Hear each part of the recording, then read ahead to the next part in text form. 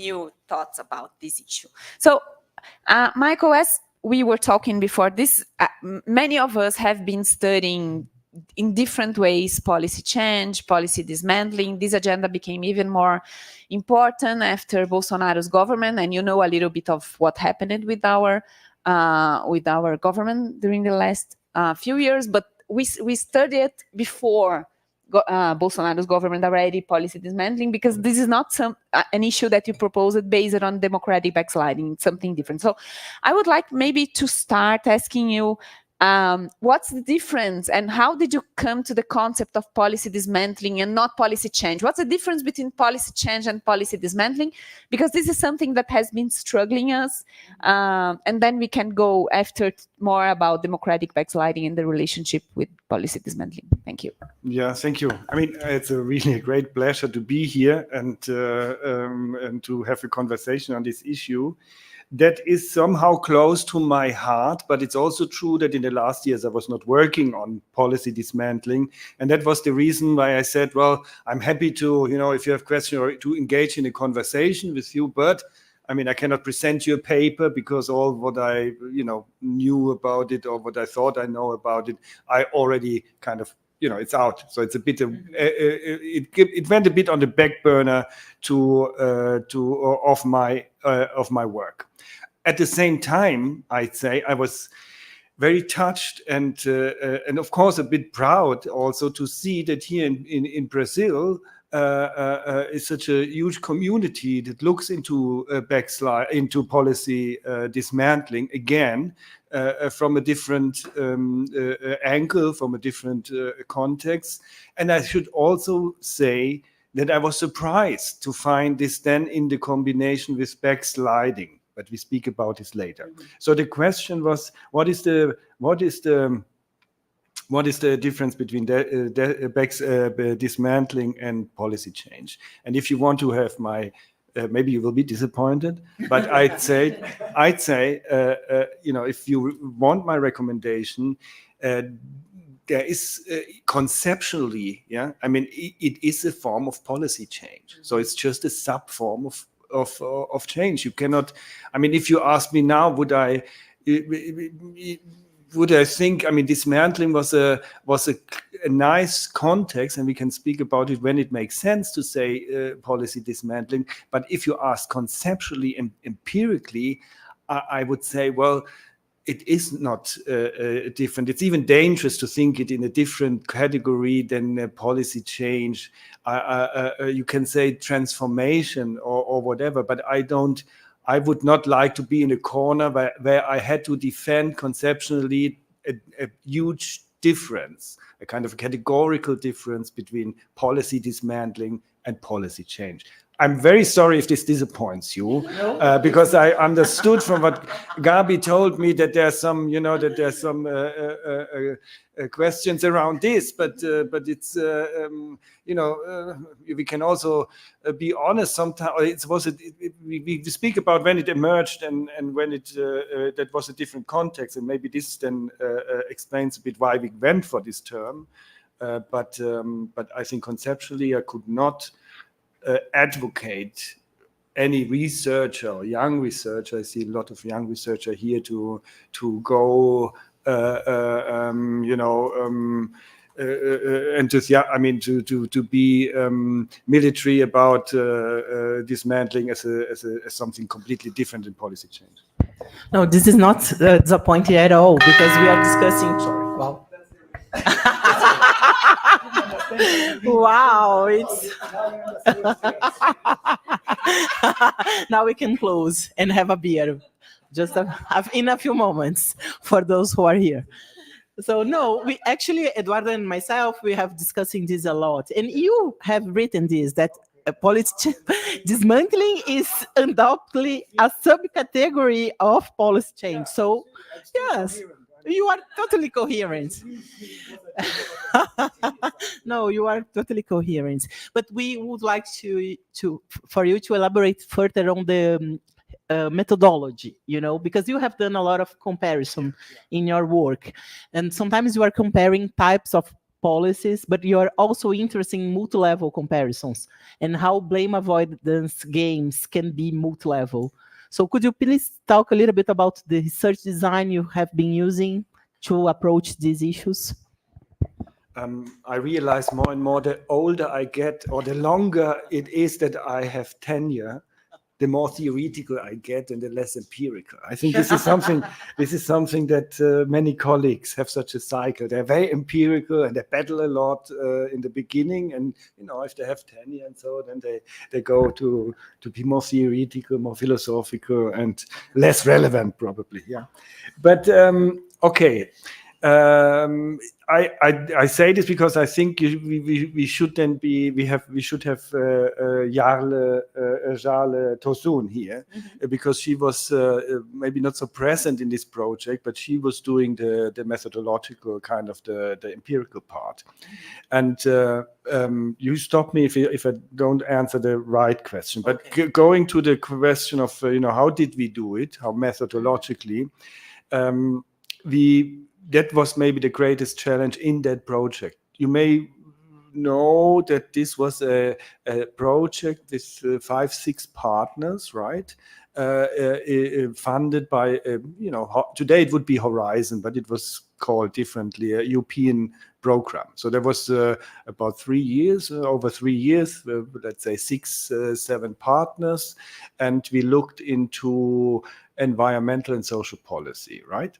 So the challenge was to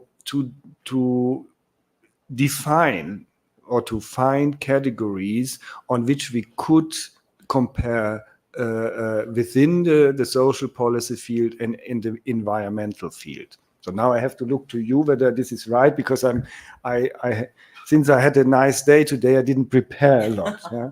So I didn't went back to this, but I think that was it. So it was social policy and environmental policy.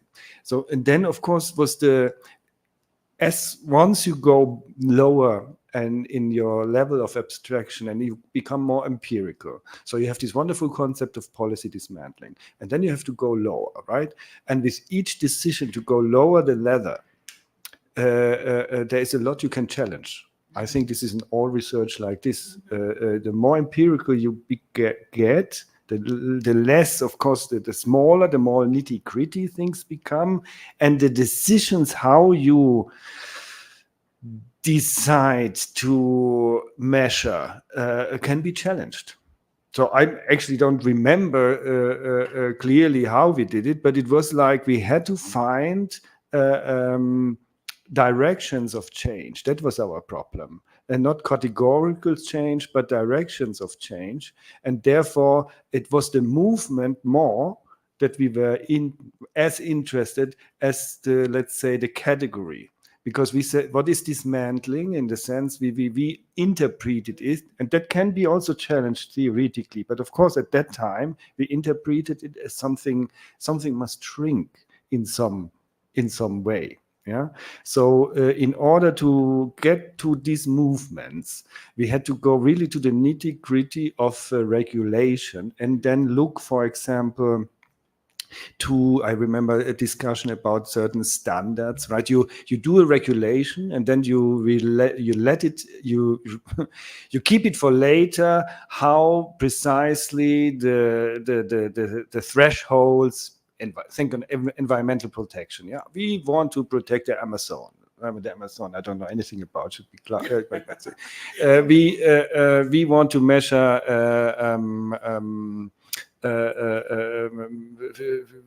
how do you say? The smoke that comes from a chimney in a factory, because this is pollution, and we want to measure how we want to give them, we want to regulate these emissions, exactly, emission standards. But this changes technically every year, and so you leave this for later.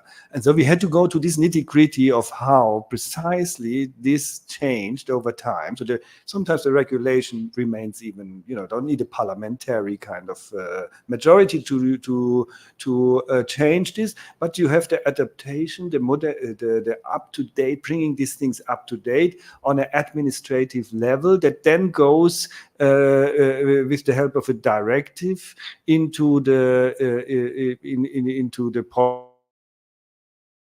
in this nitty-gritty that we had to go in order to get the analytical level to be able to compare.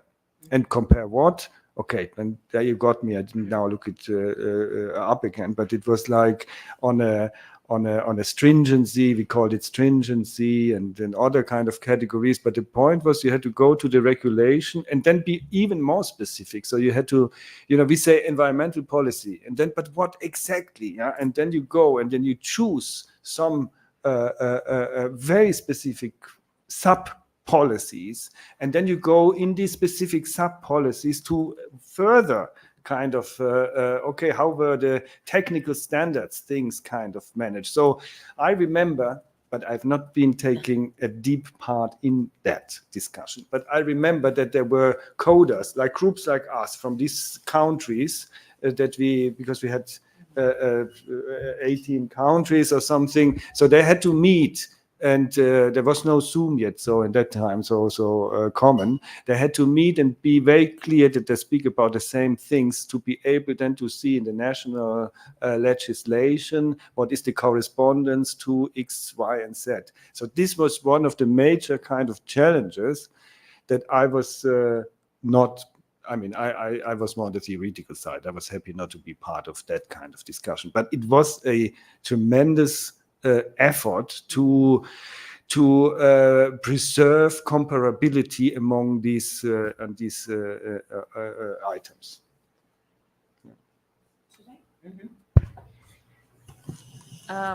Maybe you can explore a little bit more about which are the main lessons you had about the politics of policy dismantling. I mean, of course, when we talk about new public management, this is one of the explanation. But what else can explain policy dismantling? How do you deal with that after learning about so many cases? Okay, this is also, I started this project, and I really started it because I first, maybe some of you know my work on termination. So I started it a bit with a head, which is not my style. Usually I have to see things and have a case study. But I actually was working, I did my, okay, now I'm a bit telling you a bit biographical. I have a biographical prelude to this question. But I think maybe something can be learned from that. So I did my PhD, and then I went to postdocs, but then I thought, where's the real life? And I went to government. Yeah, the biggest mistake in my life. Yeah. Wow. Because in government, there is no real life in government. Because it's like it was not the federal government, it was the regional government, so it was a bit parochial. But anyway, it was a very nice job, and I had a lot of positive kind of thing. But I was at the, let's say, I went back to academia, which is not so easy,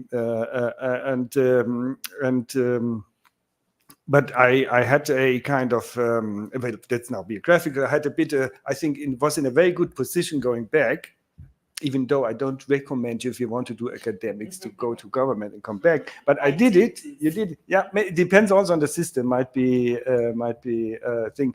I had a big advantage, and that was I knew that the real life was not better than academia, right? So many PhDs do their PhD, and then they say, I want to work really. I want to work for something real. And I had the same. And then I went for something real. And I thought, this is awful. Let's go back to academia. Yeah. So, but then there I was back, and I was a bit out of academia for 2 years, but published a bit. But I came with 2 projects. One was regional, and it's maybe not of your interest, was regional bureaucrats. And the other was, and that was a choice, because it was about termination. And I found this termination by reading old literature on policy cycle. And everything was already done. Yeah, except termination. So, So then I had termination, but because my doctor mother, I had a doctor mother, and she was Adrienne Heritier. I don't know whether she know her, and she did nice things also about the cycle. And then I went to this obscure policy discussion from the 70s about termination, yeah, and sunset legislation and this. And that was somehow nice, but that was a dead end, right? Because you don't have termination, basically. And here comes a bit the discussions we had, very fruitful discussions in Constance. We said, yeah, but we can look at termination, not, but a lower form of termination, like dismantling. So that is how I came to the dismantling thing, and that is maybe also the explanation for what I say now to answer your question. So I didn't know what to expect. Yeah, of course I suppose, because if you go back to policy analysis, so they would say, yeah, policy and things determine politics. I mean, you have to explain me that better. So there are some holy grails of the policy analysis that are probably just not true. These were just nice ideas 50, 60, 70 years ago, and there is no special politics of determination or of the dismantling. So that's my answer to your question is, and to my own regret. And if I oversold it, so you will quote me, and I maybe have different quotes about this, but I'd say there is no, the politics is the politics. It's just that, so I wouldn't, also here, I would not go to a new kind of things. Of course, things are different. Why they are different most of the time? Because the fallback option, and this is Fritz Scharpf. Do you know Fritz Scharpf? It's a German policy scientist that was very influential in Germany, and his thinking very often is bounces back to what is, if we don't agree, what is the fallback option? If there's no, we negotiate about something. So if we don't agree, what happens then? And I think that is different in the policy dismantling perspective, probably, than in a policy change kind of thing. Yeah. So, do you have a bit, let's say, other means with what you can do? So you need a bit of different kind of, if you have a. Yeah, it's of course nicer to promise something to people to kind of make them follow your change than to take things away. So there is a difference, obviously, but this is not a categorical difference, because they still will be unhappy and mobilize against you, which they would do in favor of a policy solution if they wanted it. So I see, of course, a mirror image of many things, but not a completely different politics. Yeah, okay. And now I tell you something else that you may not know, but you should look to it. There is my friend and colleague Christoph Knill, with whom I did these studies, has now a fantastic project about policy accumulation. Okay? So he was clever enough to all this dismantling to then come to the conclusion, but the real problem is actually policy accumulation. And now we don't speak about context like Bolsonaro and something. I think that is still something else. But in a policy, in a pure policy perspective, right?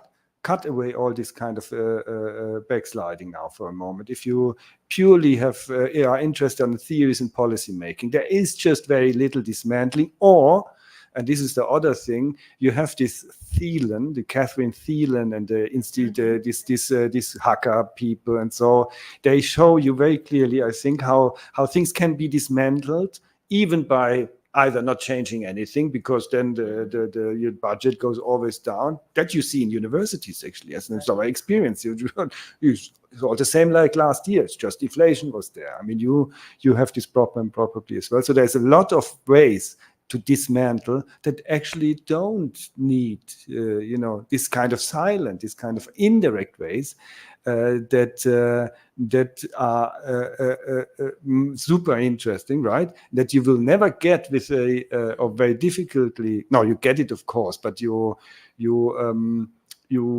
see it very well in the data. You have to have your benchmarks in place, right? Yeah, and you don't have to worry about blame avoidance. Exactly. It's much easier. So that is the way to go. You could even imagine, I think Hacker, this is the article. I love him for this. I don't know him personally, but can even create a new institution that kind of gets into competition with your old kind of stuff and to weaken therefore this other kind of policy field and policy stuff in order to kind of de facto get a kind of dismantling. So what Christoph is doing, and I love him for this, he's clever enough, he doesn't believe his own kind of theories, and he goes to a new one and says, okay, accumulation. And maybe you have a look on the accumulation things, because I find this,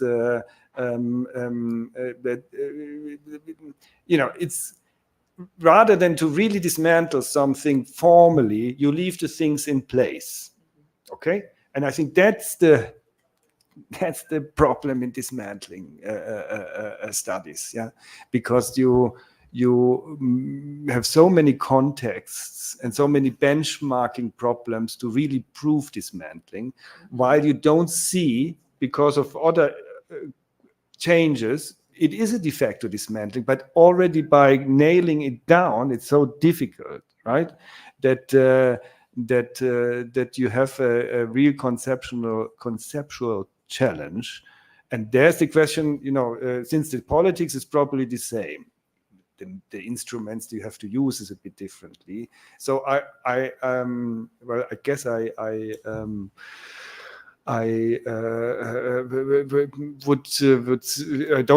don't get me wrong. I don't say that dismantling is not a nice topic to study. It's just analytically and empirically not different from what you do usually if you study policy change. I think this is my punchline also with that question. This takes me to my last question. So as you know, some of the people here in Brazil have been using the concept of policy dismantling to study democratic backsliding and what happened in our former government. And you told me that you yourself never made this connection about democratic backsliding and policy dismantling. So maybe you can talk more about the legitimacy of policy dismantling, and when we cross the border to say that this is something not part of the normal politics or the democracy. Gabi, now it's your fault, because now you will hear things again that I already said in the last meetings of the last day. So I cannot help you here. But if you raise the question, then I have to say the same, basically.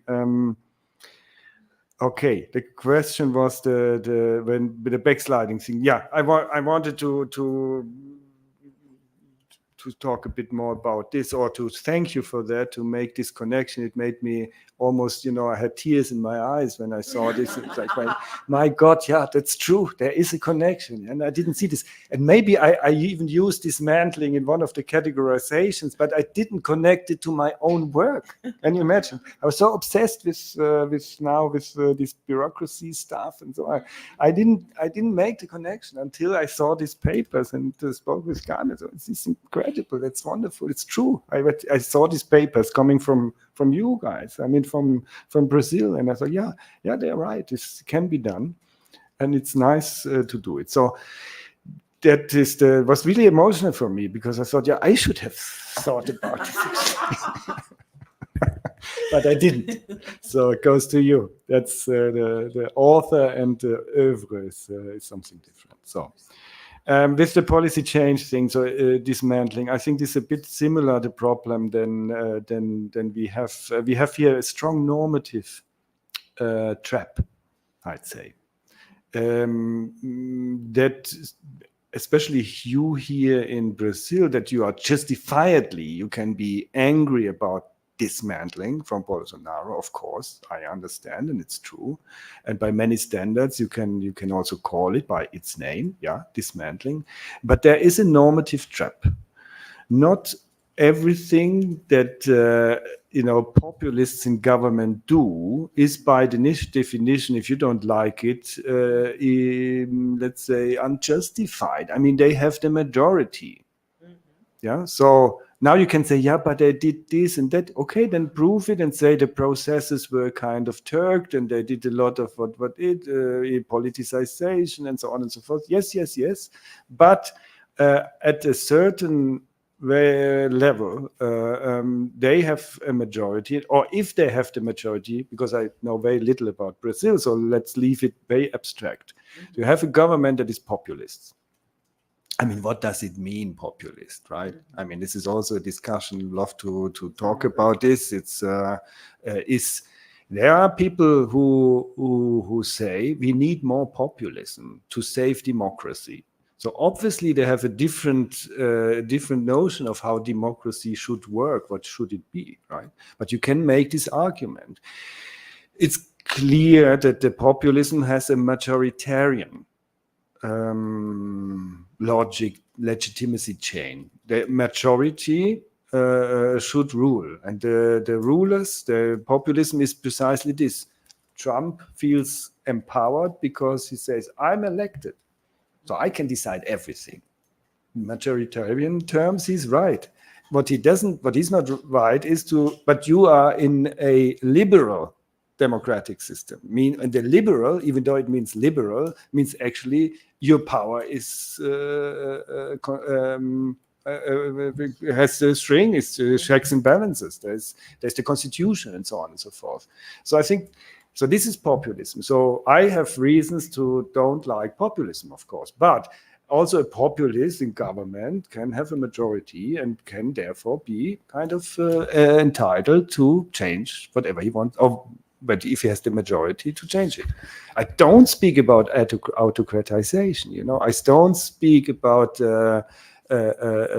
dictatorships. But populism, and this is a definition, is a concept that needs elections still. Yeah. So if you are in rigged the elections, then you're not anymore in the populist world. Also definition, so don't blame me, it's in the literature, and we maybe want to challenge this. But you can speak from populists in government only if elections are still there, fair and fine. Otherwise, you are in a different category. And if we are in a category of autocrats, dictatorships, many of our policy kind of stuff that we are doing doesn't apply anymore, right? So you are here, have a lot of, let's say, elements that you need in your equations that are, have theoretical and strong theoretical implications. So where did we want to head? We want to say that the policy change done by populists can be justified and perfectly legitimate, right?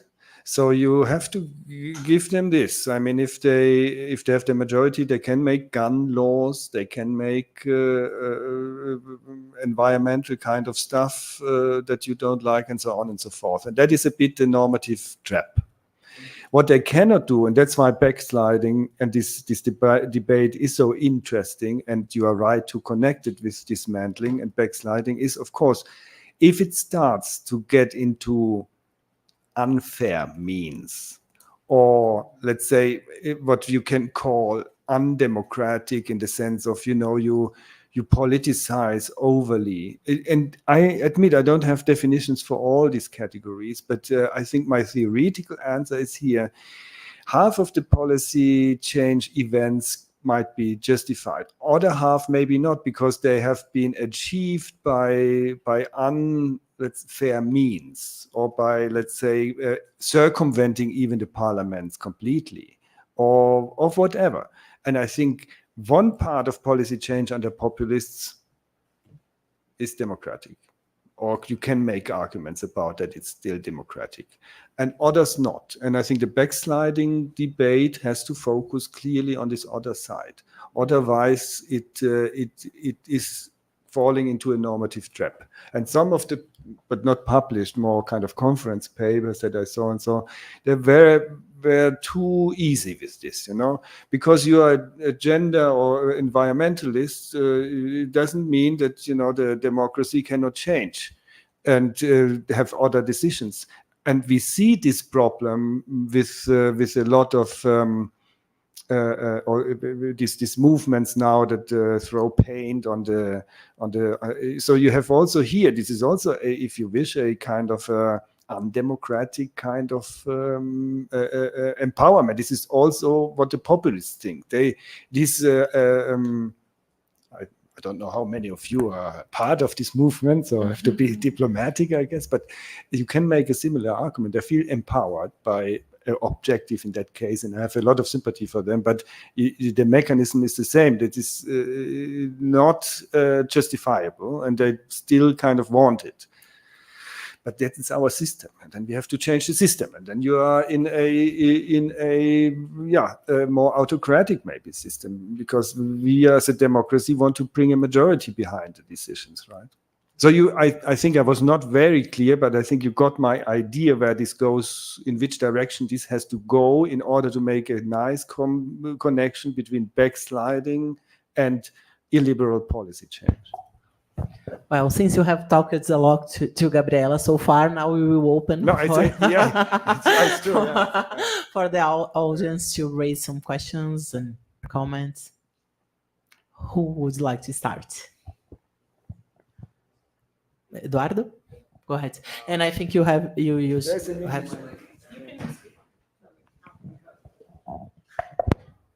Hello. Whipped institution. Thanks a lot. It was great to hear first ideas about this. I'm not disappointed at all, because I think I'm one of those who were kind of struggling to accept dismantling as it was being applied to Brazil, to recent processes. And I would like to maybe suggest that because I was struggling because there was something there. So Bolsonaro was dismantling things, you know? And he was destroying things. At the same time, he was constructing things by destroying them, because he was replacing with other kinds of policies or models. I don't know. And then in a moment, I got to the idea that it's different to understand this and accept it, understand and accept dismantling as a strategy or a bunch of actions, and understand dismantling as a trajectory of the policies, and almost as a phase. And I think a part of the Brazilian community received the idea of dismantling because they needed a concept to frame what Bolsonaro was doing, and at the same time, we had all, including me, the feeling that was the end of the world. So it was really termination, our complete termination. So it was a phase. It was considered a phase while it was a strategy or a bunch of actions that were. And when we got to this idea, we collectively, actually at CEM, I did the book on urban policies in São Paulo, and Renata has been doing a lot of things on social assistance. We bunched together to write some things about this, and we got to this changing from a phase to a strategy. You can get to oscillating trajectories of policy production, in which governments get to power, start to do something. The other ones try to destroy, but actually there are seeds that are left somewhere. In the Brazilian case, they migrate to civil society, because we have this process of migration of activists and policymakers and academics from the state to civil society, back and forth. And then in the next government, they return to the government. And so the policies do like this. You said it much better than me. Yeah, it's precisely this. You have dismantling as a strategy, or it might be an outcome, but it's not this kind of category of policy cycle in its own right, like policy agenda setting or decision making and so on and so forth. If we can agree on that, many of the puzzles vanish. Because of course you can do all kind of, of course you wanted to dismantle stuff, right? But this is not so much different from other actors in the past that want certain outcomes. So there is this fight of policy making that is also there. So you can use this stuff, and then of course the outcome might be dismantling. And I think this is very interesting. And the strategy is dismantling. Voila. But not a own kind of, let's say, policy field world in itself that would merit a different theoretization than a normal policy. That's why I say my policy change or policy transformation or whatever, because indeed, and then many things stay. So you have also this, that's why this policy accumulation is so, I think it's Christoph's answer to this question. Yeah, you can, of course, this might also, accumulation might be, you may create so many new policies that your capacity to actually do something vanishes because one arm of government, of administration doesn't know anymore what the other is doing, so that you may have, I speculate, at least you can imagine some outcome that is de facto dismantling because you get stuck with your stuff by doing too much. I'm pushing it, but I think there you go. In the original concept, what I found very persuasive is that it was about the direction. So the idea that regular policy change don't mind about direction. And for some reasons, we need to take care about that. We need to be interested in that. So it's not an outcome; it's a direction. Then and it's a subtype of policy change, so it's perfect. But then there's I would say a slightly more difficult question to answer, which is how can we differentiate or draw the threshold between dismantling and regular negative change? I mean, governments change lots of things.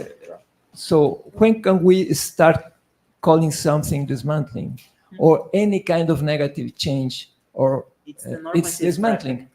So is there any threshold we can draw there, or it's mainly a normative parameter, or it has to do, because there's some interesting debate here which says, well, actually, no, not everything that changes, even if it changes against my preferences, can be called dismantling. That's precisely. However, we need to draw some line between certain kinds of changes that actually need a new name because they're not kind of regular change. And your answer, it's interesting when linked with the backsliding because it's formal. It's about procedures. It's not about direction. So what they're saying, well, actually, it's because they are authoritarians. But one of the answers that Brazilian literature is trying to explore is, well, when changes actually affect the main goals of the policy, in the idea that I'm not producing adjustments, I'm producing policy that actually goes against this definition by this definition itself of the policy, then you are dismantling. So it's a kind of a more aggressive way of changing things. This is one of the answers that they are trying to deal with this differentiation. I'm completely agreeing with you. I have no problem with this. I mean, you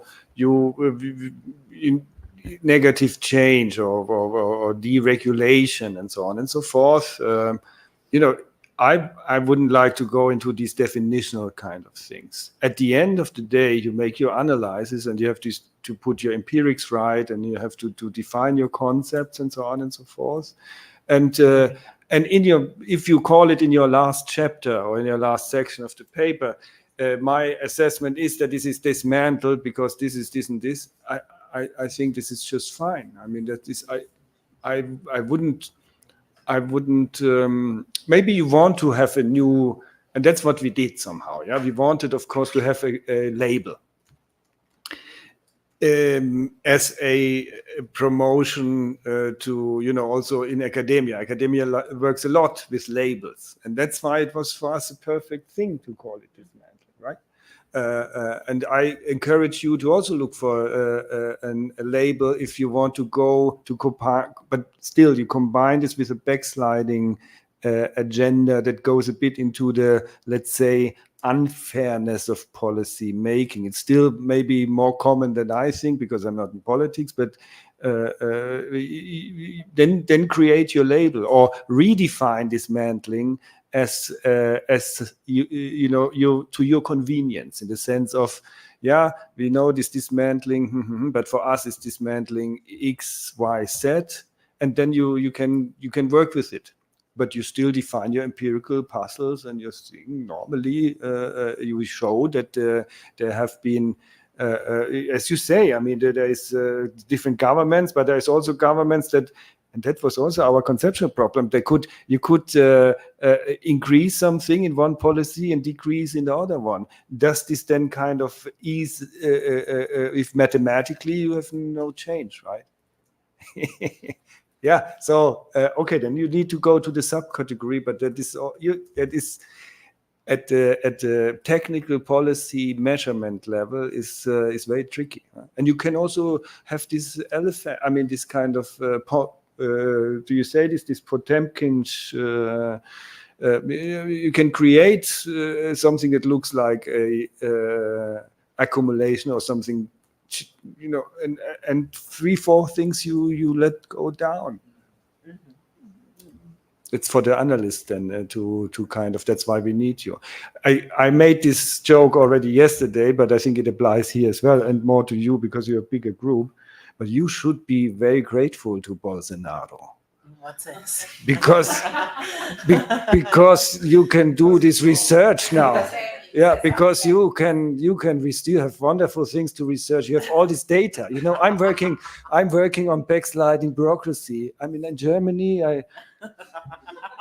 It's boring. I last week, but then I didn't go. But we did some interviews in a very small town in the province in eastern Germany, because there is a mayor that is from the right wing things. And I first wanted to go, but then I was so happy. I said, no, I go to Brazil, and it gets too busy, because then I would have to go to speak. There is no data because we don't have so much of it. And you have wonderful data. I mean, that's one. You come to all these journals. I mean, you can build your careers on dismantling and all things. This is fantastic. That's why I'm here. I envy you so much. I mean, I also want to have such an experience. Maybe I wouldn't push it that. Anybody else? I have one. Oh, go ahead, Rogério. No, please go ahead.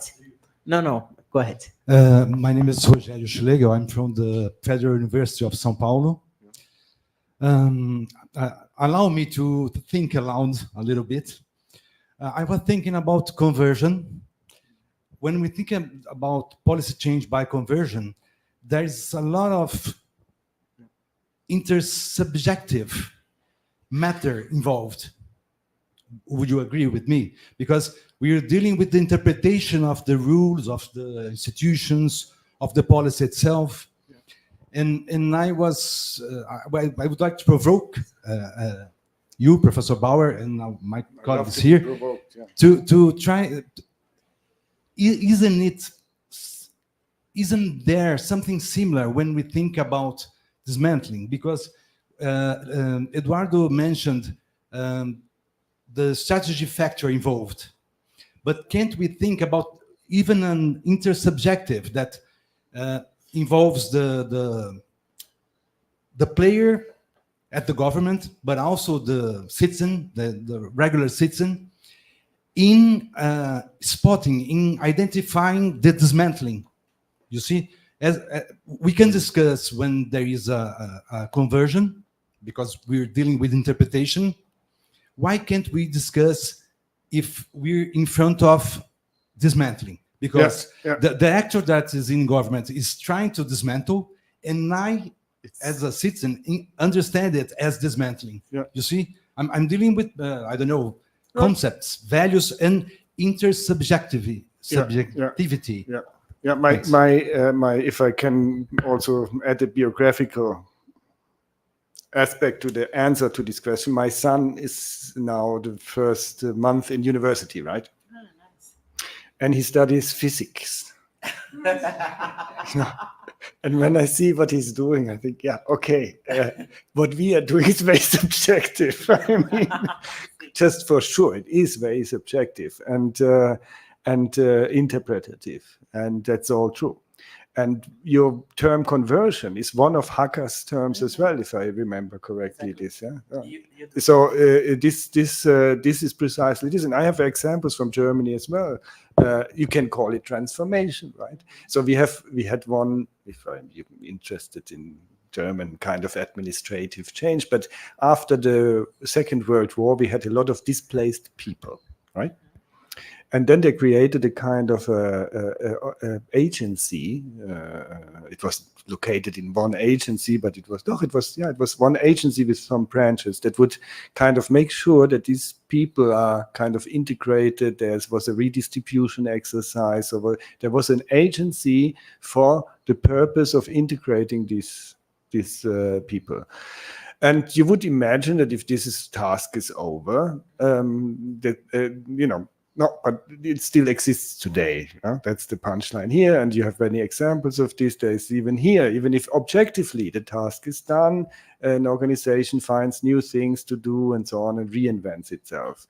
The function has been terminated, but the organization not. So also here, conversion is a conversion thing. And that's why I think we have a consensus. We have a consensus. There's a dismantling strategy, and there might be a termination or dismantling outcome. But in between, we deal with policy change and transformation in ways that are very similar. Or let's say there will be areas where you guess you can find out nice things like Hacker or these people did, or like we did with a more quantitative kind of approach. But this will always remain open to interpretations as well. I mean, in some, I think okay, let you push me. So I'm also kind of brainstorming a bit. I guess the punchline is here that the challenge is not so much theoretical. And that's maybe the puzzle we are after. So we think, theories and concept. Maybe the challenge is more empirical. So maybe in kind of being very disciplined in your empirical kind of work is more worthwhile for the sake of this discussion than be too worried about, is this negative change, is this zero, whatever, or dismantling, because that, in the end of the day, the direction is clear what you want to say. But empirically to kind of nail it down, that's maybe the greatest challenge.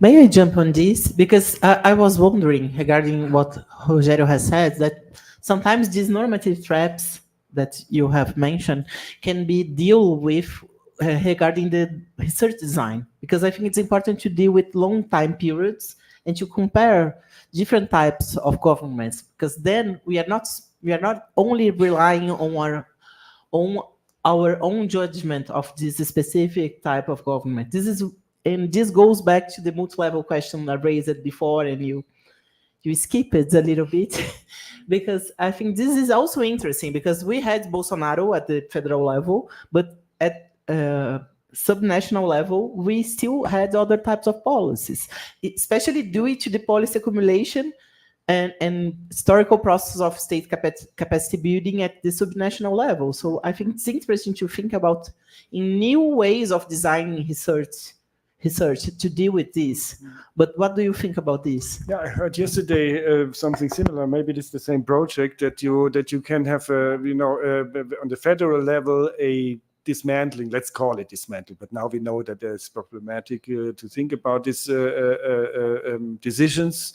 And at the lower level, you have maybe governments of different colors that uses, as we would always suspect and expect as policy scientists, that they implement this differently. And my suggestion was to kind of develop the design in a way that you really have two that you control for the colors, maybe more than you think.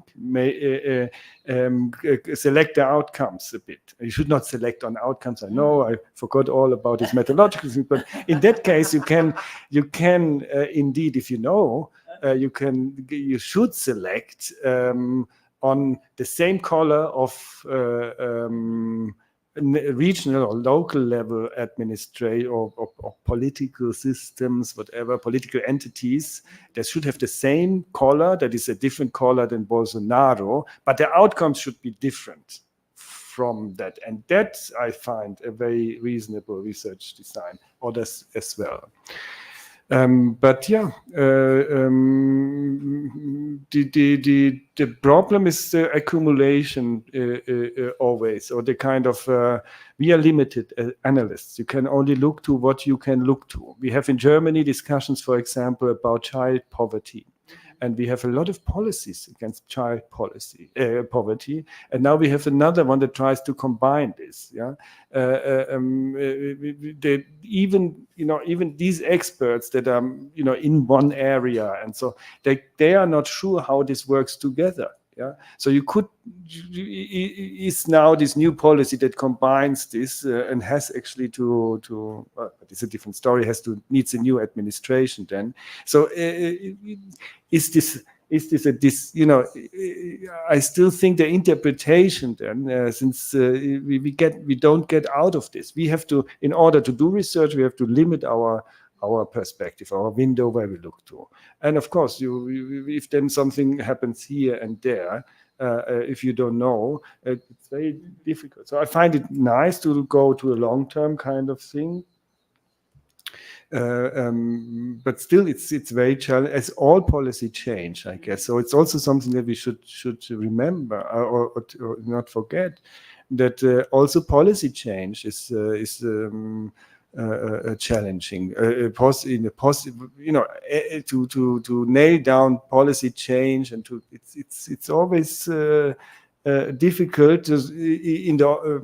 Okay, what do I want to say here? I want to say then you have a new government and says, we do a new child policy and everything will be good.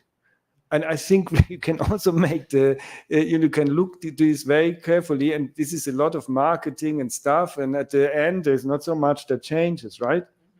Also, if this would be a positive change, yeah, that we expect. You see what I mean? I mean, this is also to establish empirically and clearly that these things have changed in a better or whatever way is as challenged, maybe a bit less challenged, but the focus is clearer because somebody says, I have done something, right? So there's a bit more, but it's as challenging than the other side of the story. Yeah, so we deceive ourselves a bit, if I can be provocative, that to analyze positive policy change, whatever that is, would be easier. It's not true. I mean, probably it's not true. Anybody else?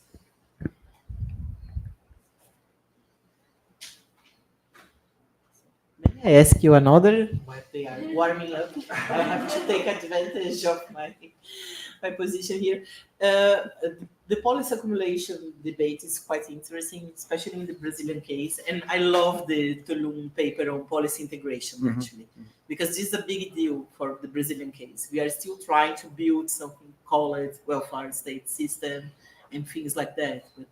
But why are you studying policy accumulation now, and how do you think we can learn from the type of research you are doing? No, I'm not part of this project. I just find it for the discussion about policy dismantling, where we had a lot of those problems. I find it then funny, and also it struck me as a good point, a counterpoint, if you wish, to turn the things around and to look at accumulation. Maybe that is not your problem. Maybe this is saturated welfare states, And the angle is a bit different because you look to state capacity. Now, can the state actually still do what he's promising to do? Does the state know what he's doing because of the many policies that are in place and that get forgotten because of this political economy of you need attention, you need new projects, you need to sell new things,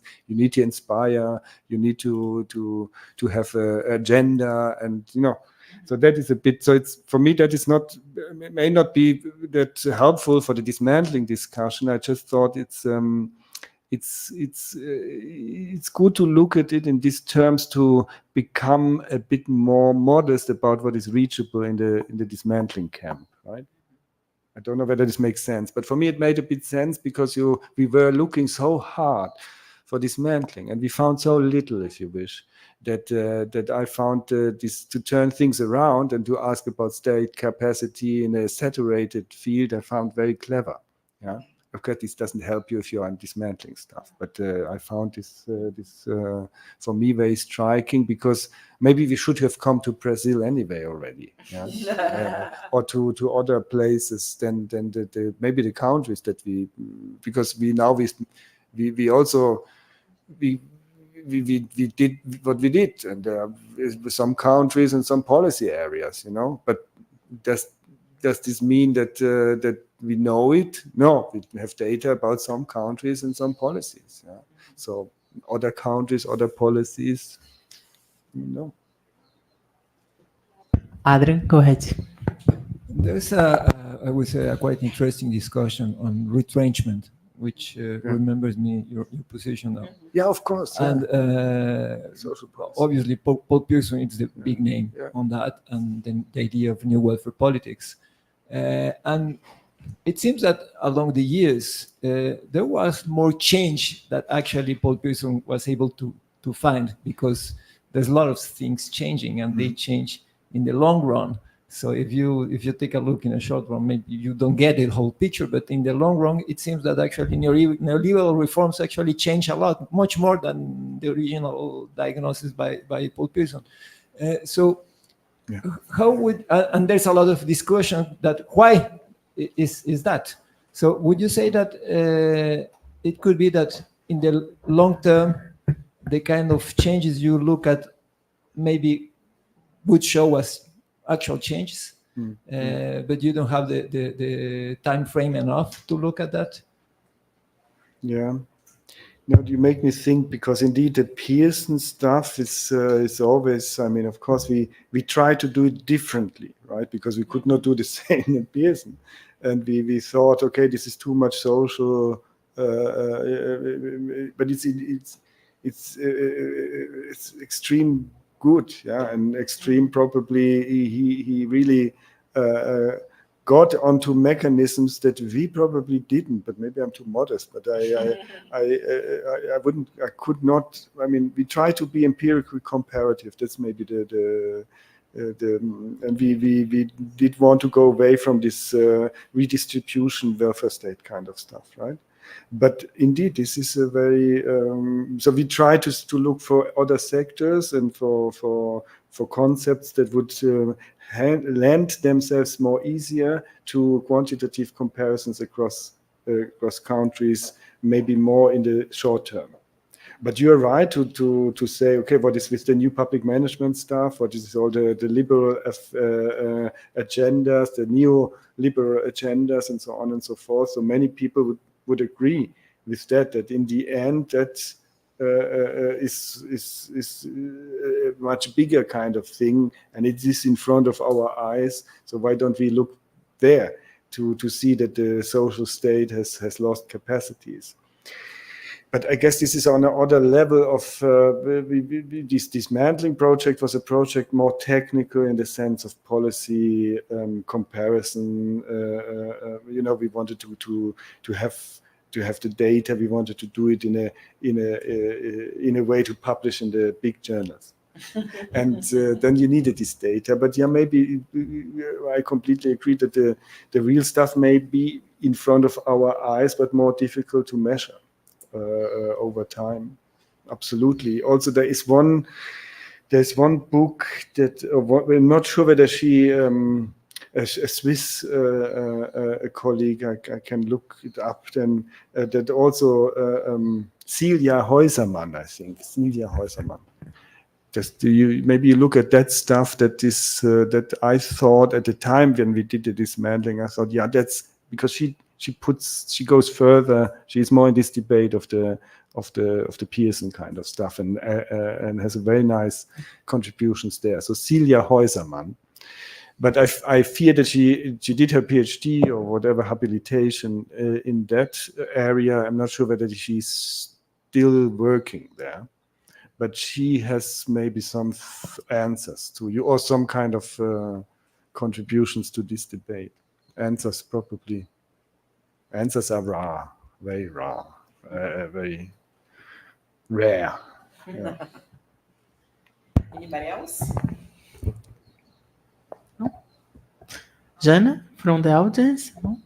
You know, I also was thinking, I mean, they said, yeah, we go and then we will discuss and have a dialogue and then we go for a beer. And I thought, a beer or a drink at 3 o'clock? You know, it's what do you want to talk 3-4 hours about this? And I was a bit puzzled, to be honest, because it's not that I don't drink alcohol, but you drink alcohol like at lunch, and it's a lot. There was a gap in my agenda. I thought, okay, afterwards we go for a drink.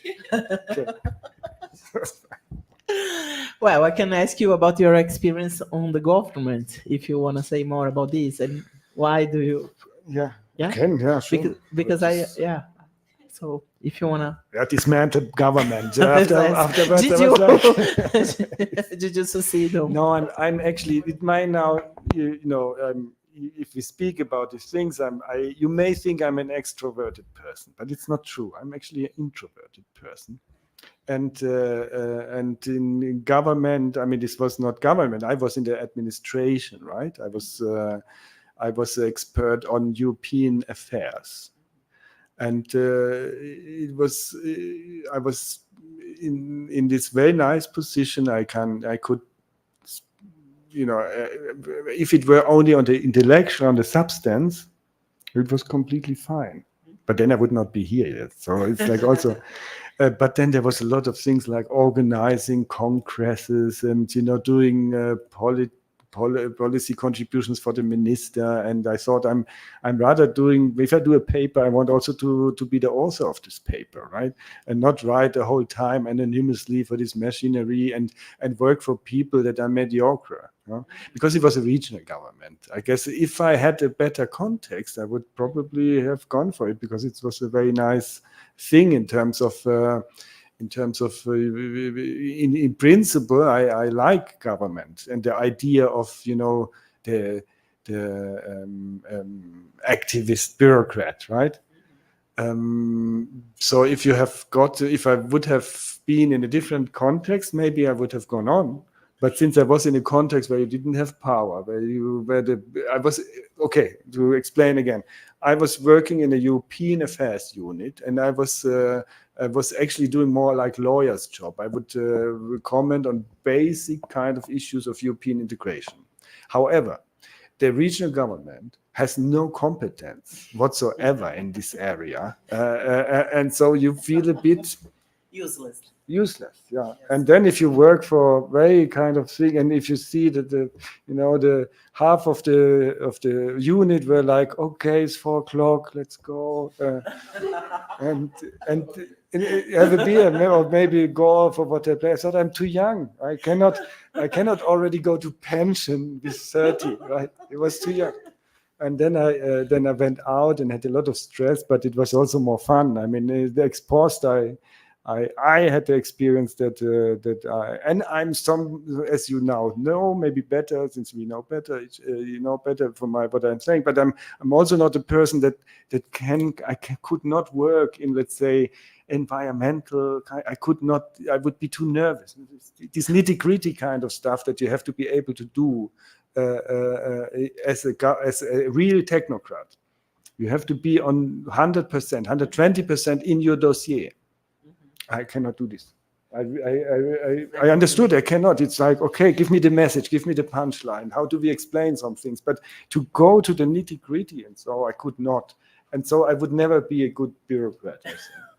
This is why Gabriela has another question. Yeah. It's not because of that, but I have a question. If you were lucky to be Brazilian, Yeah. a Brazilian Good scholar, then. Legal. and This would be experience legal. Bolsonaro's government and later the elections and the new government. So we experienced many changes, policy dismantling, replacement, new things going on, bureaucrats resisting and now working in the government. Which would be your new research questions in this new moment that we are experiencing? Yeah. So if I were lucky enough to be Brazilian. First, there is a Denmark problem. I repeat myself, I'm sorry. Mariana also heard this already. There's a Denmark problem. Yeah, the Denmark problem is that, if now so many people work about issues and data of Brazil, where the hell do you publish this, Even if JPART is now taken over by you, I'm sure that, Gabi cannot push for more Brazilian papers in JPART than they're already there. So there is a Denmark problem that you should think about. And that would also kind of imply that you frame your research. And now I sound like these old guys, no? So I'm not yet emeritating, no? I'm still kind of active social scientist, okay?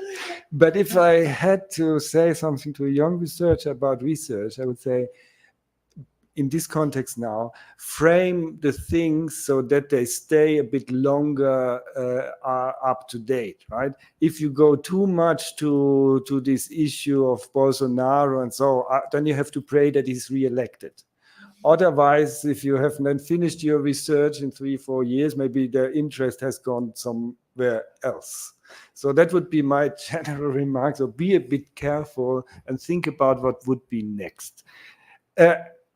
But still answering the question, I think, and we spoke about this as well, I think that what we don't know much about is bouncing back. It's still the same question of policy change up and down, but you could phrase it under this label,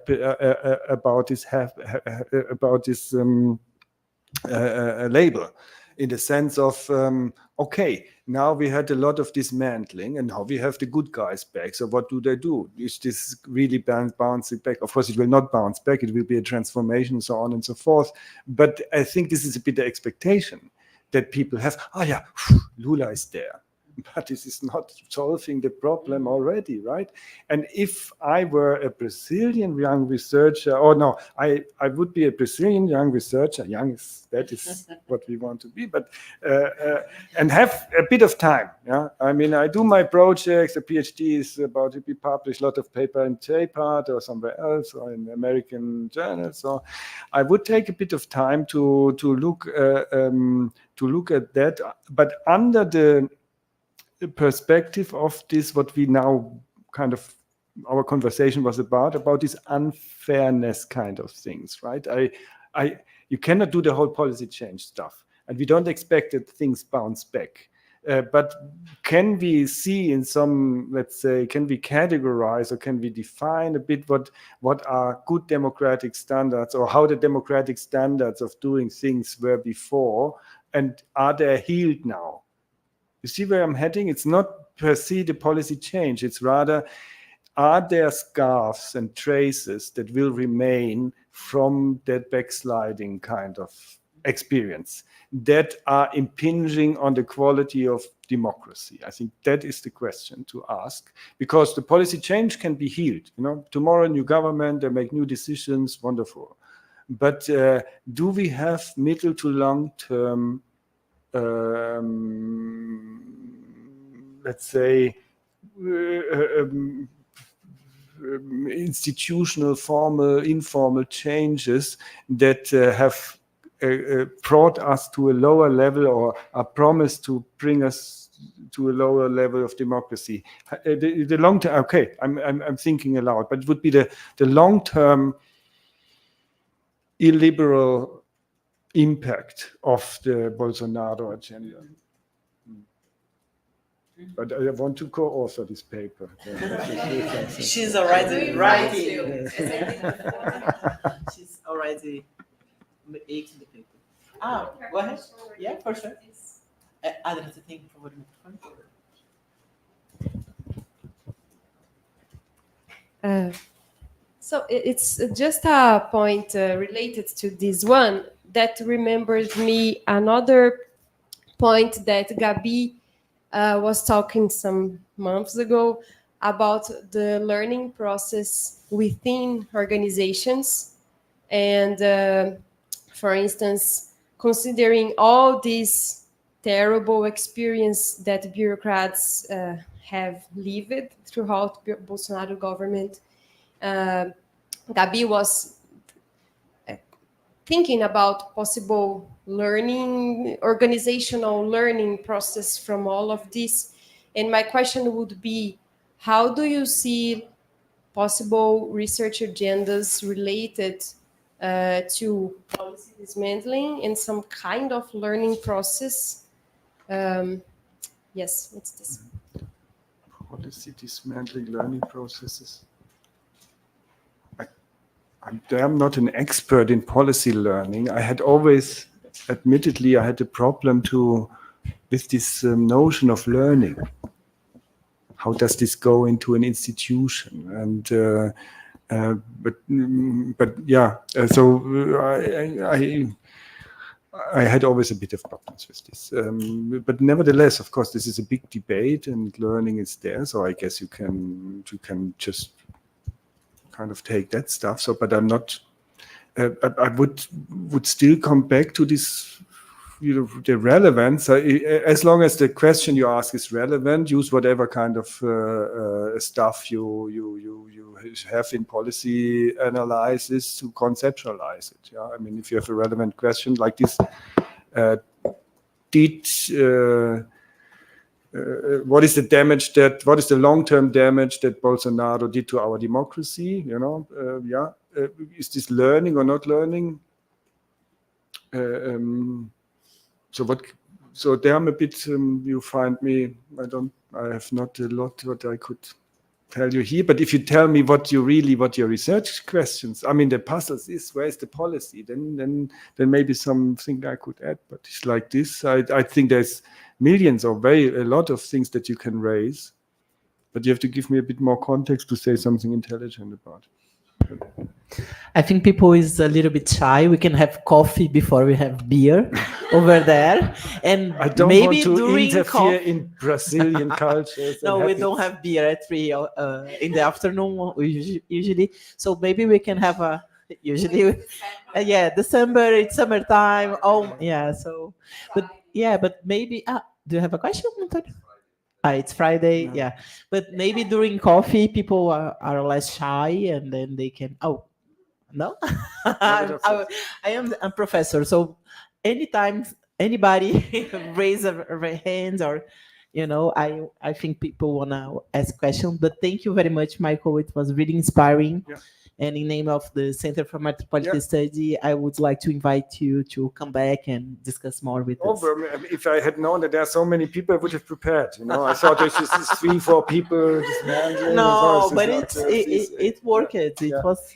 But you should have told me that there are more people, because I have a present for you as well. Yeah, and I thought this is like in Brasilia. This is you said, it's Christmas and we go to the beach and we have our beer at 3:00.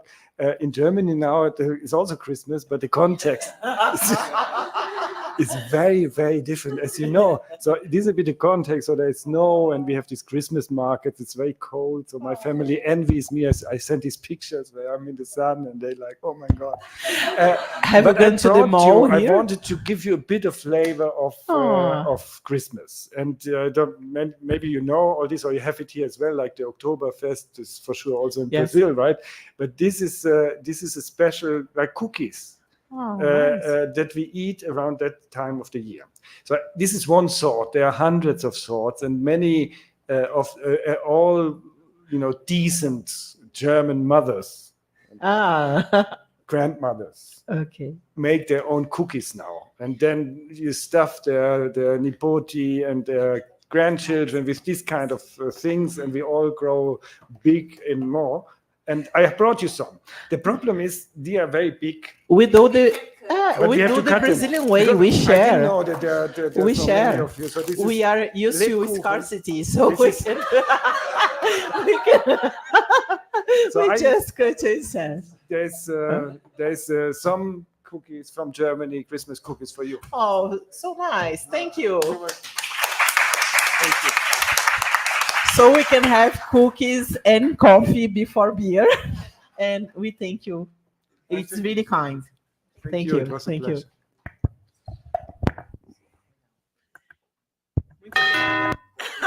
You love it. But have you gone to the shopping malls here? You know, have you seen the Santa Claus?